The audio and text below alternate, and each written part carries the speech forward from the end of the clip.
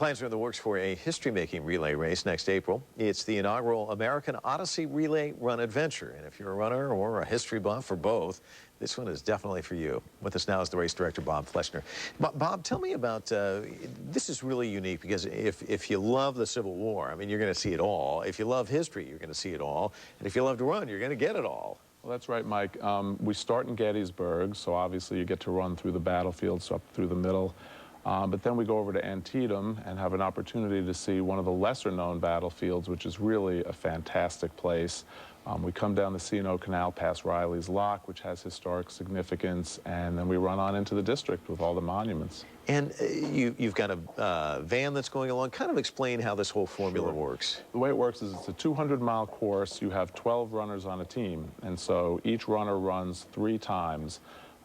So there are 36 total segments or legs of the race. And so you start at the starting line. First runner runs, say, 5 miles. Meantime, the van, there are 2 vans in each team with 6 runners in each van. So the van pulls ahead and goes to the first transition area and waits for that runner to get there. The runner runs the 5 miles, gets there, hands off the baton to runner 2.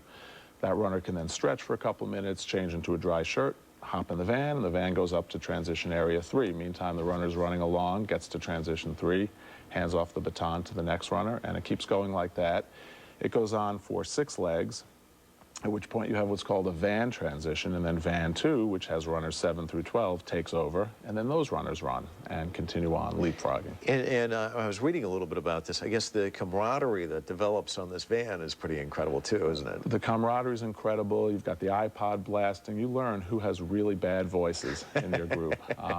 And you meet other vans. You meet lots of other people along the way. You tend to leapfrog the same teams over and over because you start at similar times. And so you get to know them. You see them at the transition areas, and you come up with funny names for your teams, and you decorate your vans. How did this come about? You know, the concept of relay races, it's something we remember as kids and stuff, but for grown adults, most of us don't think about something like this. The granddaddy of them all is a race called Hood to Coast. It's in Oregon, it starts in Mount Hood, and it goes to the coast, and that's been around for about 25 years or so. That was the only relay race for many, many years of this type, and then in the mid-90s, a couple of other relays came along, and there were really just 3 or 4, and then in the past 3 or 4 years, there's just been this huge growth in the relay industry, and it's because it's fun. You know, running is such a solitary thing where you're out there by yourself, and here all of a sudden you have an opportunity to run with a team and to work as a team and to have a team name and team colors and all those kinds of things that you didn't have before. Now, if people are interested, I guess there's a select few. I mean, you can't have a zillion people out there running, right? That's right. We are limiting the number of teams because the logistics, particularly at all the transition areas, when you have the vans coming in and the vans leaving, the logistics are such that you want to make it a wonderful, memorable, and safe experience for all your runners. So if people are interested, they need to try and register as early as they can to be sure to get one of those spots. Because the folks will get locked in and there won't be any spots available, I guess. Right. Let me ask you about, at one point along this race, everybody kind of pulls over and they have like a little party too. Talk to me about that. The way we're going to do it is, one of the things we found was missing in the relays my team and I did was there was no place for van 1 and van 2 to really interact. If you were in van 1, you hung out with those people. If you were in van 2, you hung out with those people.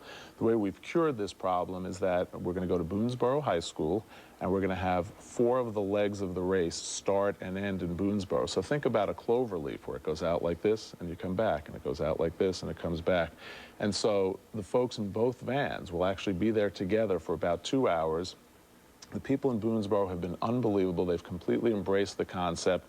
The athletic director, the principal of the high school, the boosters club, they're all just wonderfully involved and into this idea. And so we're going to have the marching band, food concessions, we're going to have people out on the football field. It's going to be great. Well, Bob, thanks for coming in and sharing with us. And it's also a great opportunity to talk smack when you get together like that. Absolutely. Let's check in with Angie and see how the traffic's moving.